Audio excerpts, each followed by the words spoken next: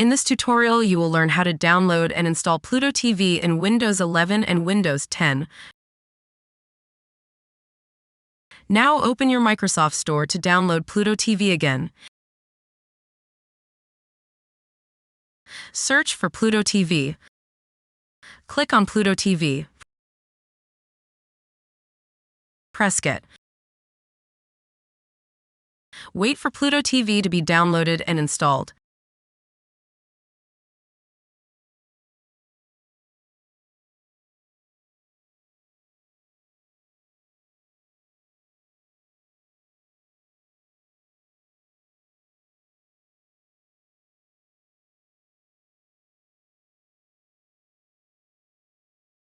Now open Pluto TV.